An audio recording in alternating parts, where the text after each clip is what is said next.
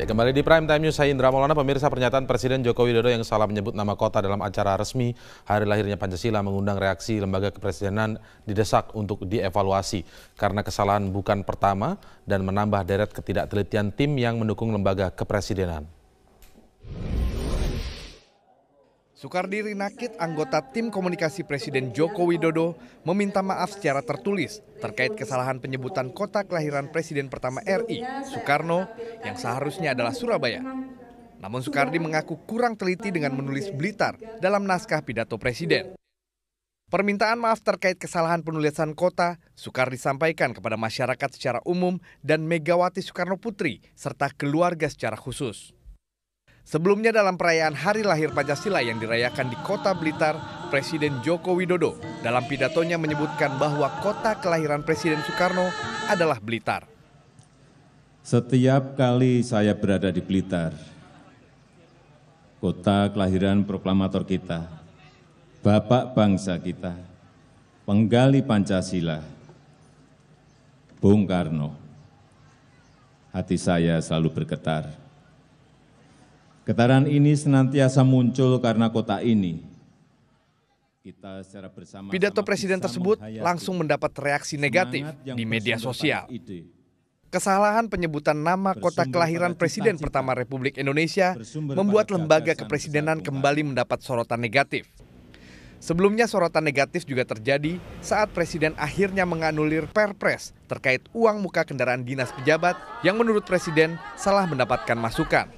Hingga perbedaan komunikasi antara Presiden dan Wapres terkait pembekuan PSSI. Tim Liputan Metro TV.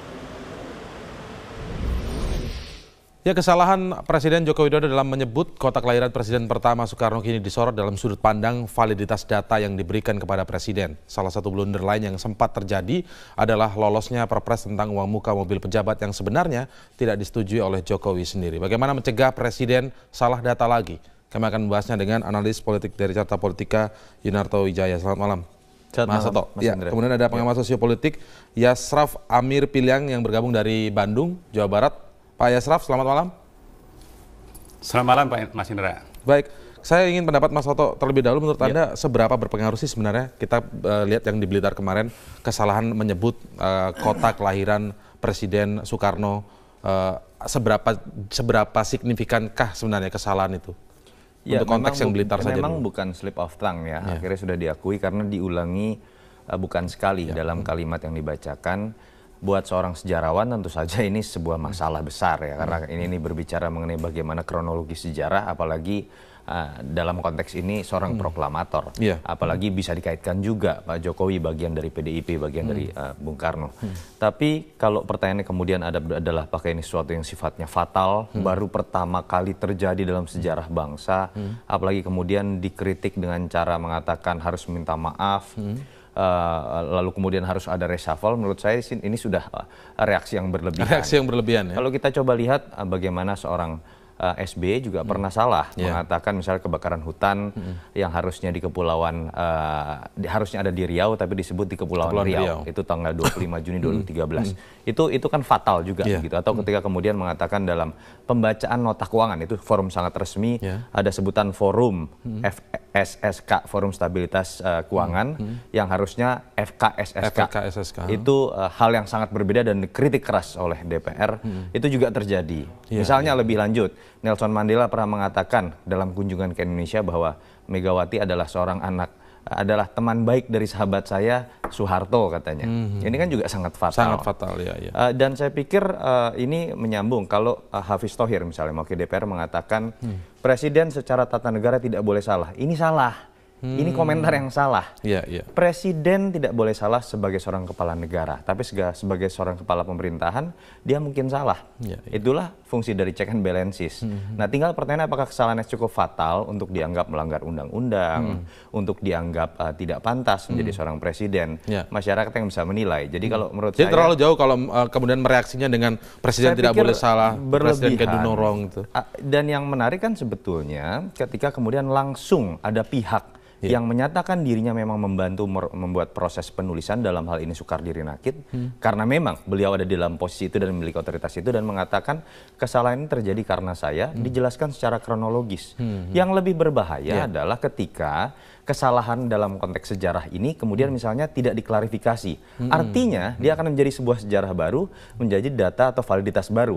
Itu menurut saya akan malah membuat sebuah runyam fakta di hadapan masyarakat. Pertanyaan saya silakan dinilai. Jangan-jangan apakah ada permintaan maaf yang pernah terjadi misalnya pada rezim sebelum.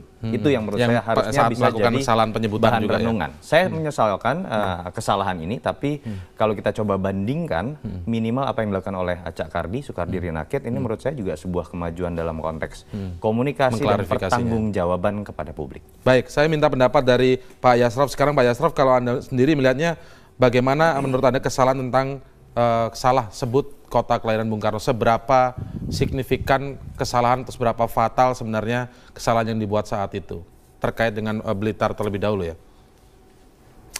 Ya, saya rasa saya setuju dengan Mas Yunanto tadi ya, bahwa kesalahan itu memang manusiawi. Jadi saya rasa presiden, mau wakil presiden, mau siapapun lah, sebagai manusia kan pasti buat kesalahan ya. Nah memang kalau saya lebih menyoroti peran Satgas Komunikasi. Yang apa namanya keberadaan Satgas Komunikasi ini kan justru kan untuk memperbaiki komunikasi presiden dengan memberikan informasi-informasi yang akurat ya.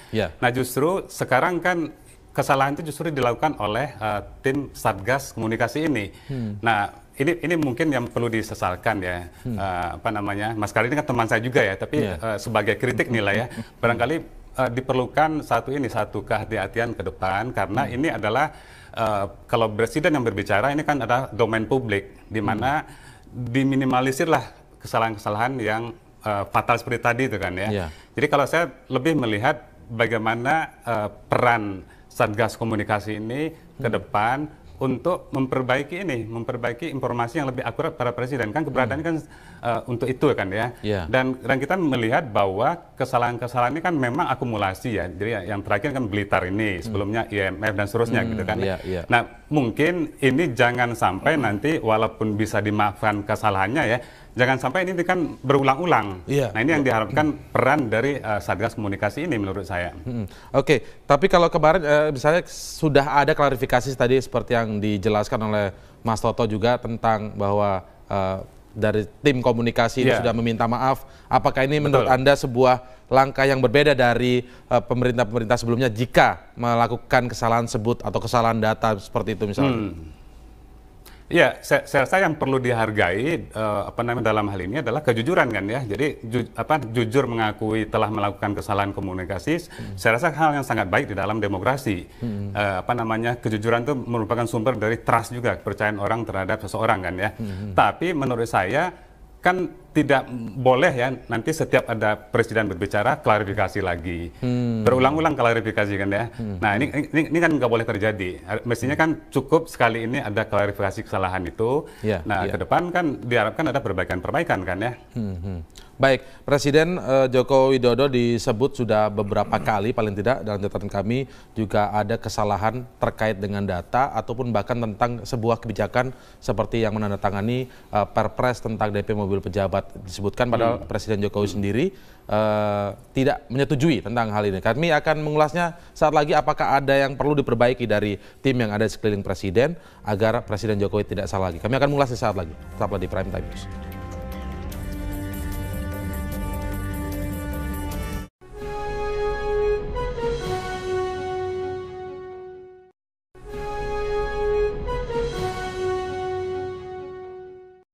Hadirin, tamu undangan serta masyarakat Blitar yang saya hormati.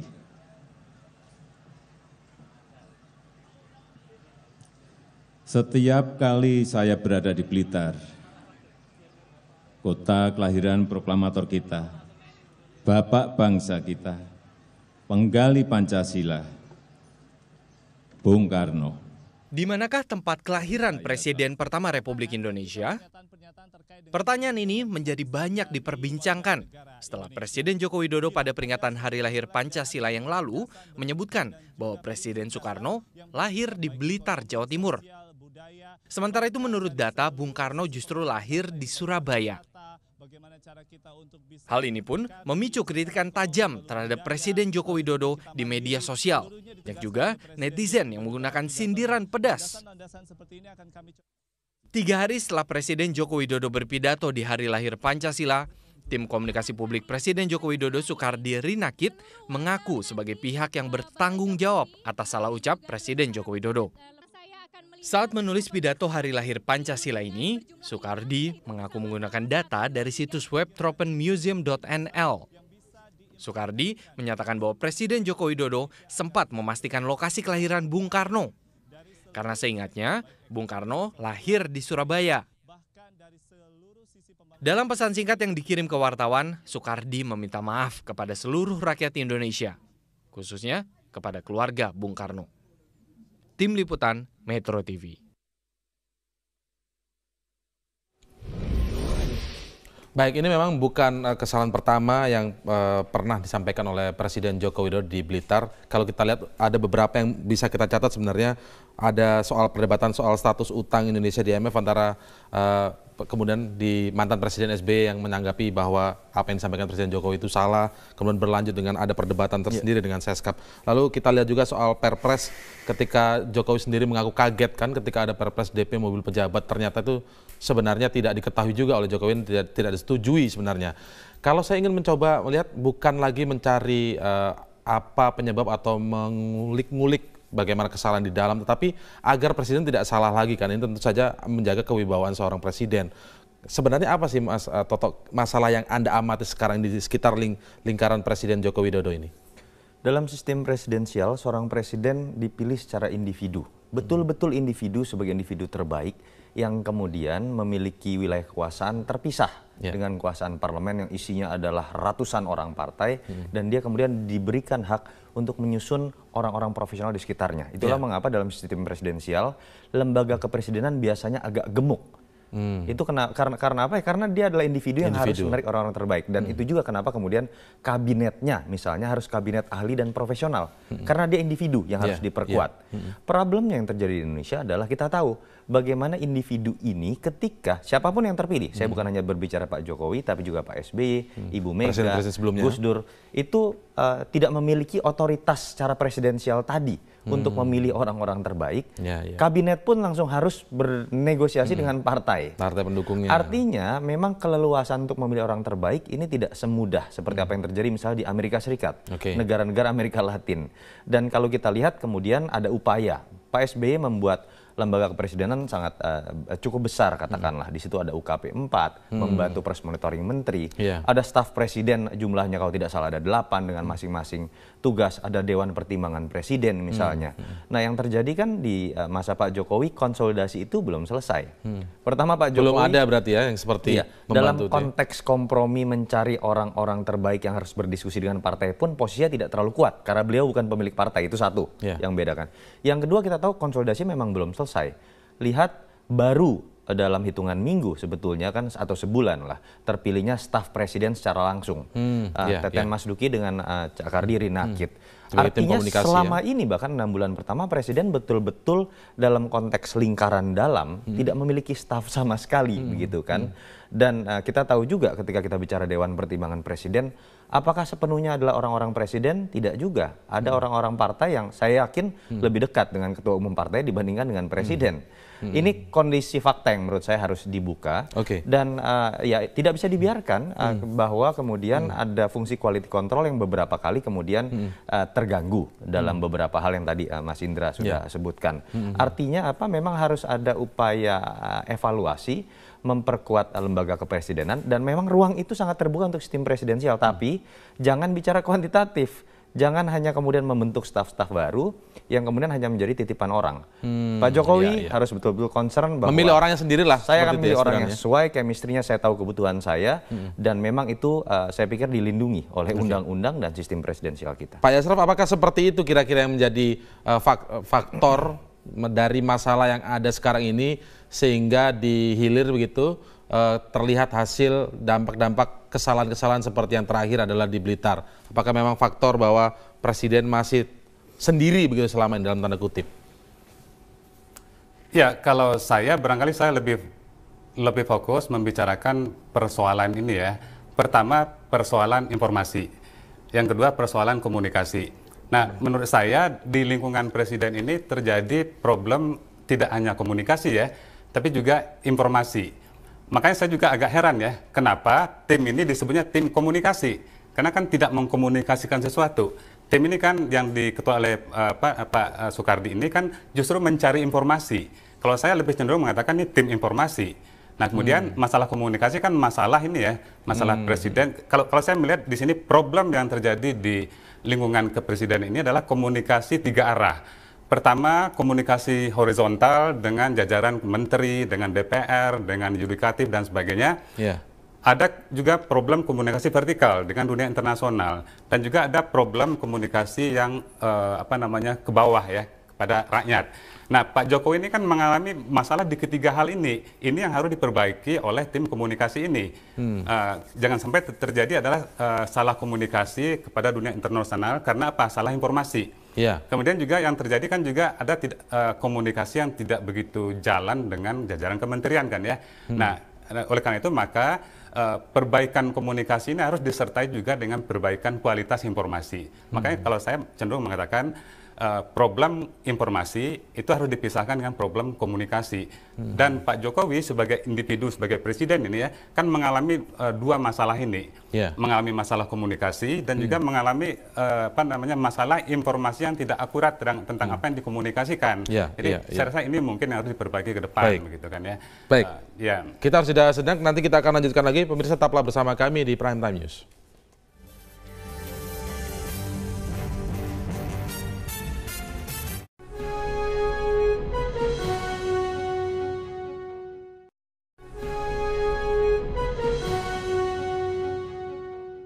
Ya, dari sekian masalah atau kesalahan yang dibuat oleh Presiden terkait data begitu, tadi kita sampai pada bahwa Presiden ini dalam tanda kutip masih sendiri saat ini. Tapi saya agak sanksi gitu ya, Mas Toto. Karena kenapa? Presiden bukannya ada pembantu-pembantunya yang namanya menteri. Lalu sekarang sudah ada kantor presidenan, staf presidenan. Nah, lalu yang di mana letak sendirinya sebenarnya? Mungkin Anda sebut staf-staf tadi itu, apakah ini kemudian hanya menambah, ya tadi Anda sebut jangan sampai hanya sekedar kuantitas begitu ya. Lalu apa letak masalahnya di mana kira-kira? Ya, kalau kita coba bicara jujur juga kan problem seperti ini, kesalahan data juga terjadi pada presiden sebelumnya. Tadi saya sudah sebutkan mengapa ketika kita bicara bagaimana supporting system di bawah presiden, ternyata kan tidak serta-merta semuanya adalah orang kepercayaan presiden. Tidak serta-merta orang yang dianggap terbaik oleh presiden. Ternyata isinya adalah orang titipan partai tertentu, titipan dari orang yang merasa yang itu tidak bisa dihindari. Itu tidak bisa dihindari sebagai realitas presidensial ala parlementer kita begitu kan. Ini sudah terjadi, tetapi yang terpenting adalah ketika ada kondisi seperti ini, presiden betul-betul di lingkaran satu itu harus betul-betul diberikan ruang gerak sedemikian luas. Dan saya juga tentu saja menantang Pak Presiden berani memanfaatkan itu, memilih orang-orang terbaik. Mungkin ketika Pak Presiden merasa bahwa kabinetnya tidak 100% profesional dan tidak bisa 100% dimanfaatkan secara sektoral untuk memberikan data, ya nanti akan ada waktunya sendiri melakukan reshuffle. Tetapi di sisi lain ada juga wilayah yang berbeda ketika bicara staf kepresidenan yang kita tahu sekarang sudah ada 2 orang terbaik, Kang Teten, ada juga Cak Kardi. Tapi ketika kita bicara fungsi komunikasi saja, misalnya, kita bicara kan di situ bukan hanya public communication, kita bicara juga bagaimana early warning, bagaimana juga damage control, bagaimana juga content support, begitu di situ. Jadi menteri saja tidak cukup juga ya, karena itu sektoral. Karena menteri harus sudah berjibaku sebagai menteri ahli sektoral saja, tidak bisa masuk ke wilayah-wilayah yang lebih luas dalam konteks presiden sebagai seorang generalis. Dan saya merasa memang perlu ada sebuah penambahan kekuatan. Kita sebetulnya sudah melihat ada sesuatu yang positif. Ketika Cak Kardi dan Teten masuk, kita lihat bagaimana pemberitaan positif, bagaimana pengambilan keputusan mengenai 9 Serikandi, itu satu hal yang positif kalau kita baca tren. Tetapi harus diakui tidak mudah. 2 orang ini membackup presiden, apalagi kita tahu Dewan Pertimbangan juga biasanya tidak optimal kalau kita baca dari sejarah sebelumnya. Saya berharap presiden bisa memilih orang-orang baru sebagai sebuah tim, termasuk untuk membackup 2 orang terbaik yang sudah ada. Dan yang perlu diingat adalah bagaimana menambah orang-orang Jokowi baru, bukan orang partai A baru, bukan orang partai B baru, yang itu malah akan. Jadi maksudnya ini saatnya bukan lagi menambah ini jatah buat partai ini jatah buat orang yang Pak Presiden masa konsolidasi dan kompromi dengan partai politik saya pikir sudah selesai. Bagaimana memperkuat diri Anda, lembaga kepresidenan Anda, karena yang kita butuhkan saat ini adalah akselerasi, bukan lagi masalah kompromi. Baik, terakhir kesimpulan dari Pak Yasraf sendiri seperti apa kira-kira untuk agar sesuai dengan judul kita agar Presiden Jokowi tidak salah lagi? Ya, kalau saya memang ini ya perlu ada perbaikan dalam hubungan kelembagaan ya di antara lembaga-lembaga yang membantu presiden ini. Tapi menurut saya yang paling penting justru perbaikan pada presidennya sendiri. Mungkin cara komunikasi, cara menyampaikan gagasan kepada publik kan ya. Saya melihat bahwa problem komunikasi yang terjadi selama ini tidak hanya persoalan salah komunikasi, bukan hanya salah ngomong ya, tapi juga banyak komunikasi yang dilakukan oleh Pak Jokowi ini bukan salah tapi ambivalen atau mungkin juga inkonsisten ya. Dulu kan pernah mengatakan tidak impor beras, kemudian menterinya mengatakan boleh impor beras. Nah ini kan juga satu problem komunikasi yang berbahaya ya dalam konteks kepentingan publik. Dalam konteks juga bagaimana publik memahami bekerjanya sistem kepresidenannya dengan baik kan ya. Jadi tidak hanya problem salah komunikasi, tapi juga adalah komunikasi yang konsisten. Juga banyak hal terjadi juga komunikasi yang ambivalen, mengatakan A, kemudian juga diralat mengatakan B. Kemudian juga beberapa lama kemudian mengatakan saya tidak pernah mengatakan itu ya. Nah ini menurut saya adalah cara-cara komunikasi yang jangan sampai terjadi tadi itu salah, kemudian juga inkonsisten dan juga ambivalen, ambigu ya.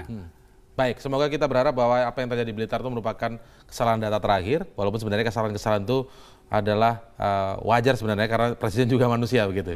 Calon wakil presiden pernah dalam debat ada yang mengatakan Kalpataru dengan Adipura juga pernah. Itu salah. Begitu banyak kok kita bicara seperti ini. Tapi apakah substansial atau tidak? Baik, terima kasih Mas Toto, terima kasih Pak Yasraf telah bergabung bersama kami di Prime Time News kali ini. Saat lagi Prime Time News akan hadir dengan informasi jelang pernikahan putra sulung Presiden Joko Widodo. Juru bicara keluarga Presiden memastikan pernikahan Gibran tidak melibatkan pejabat istana dalam kepanitiaan.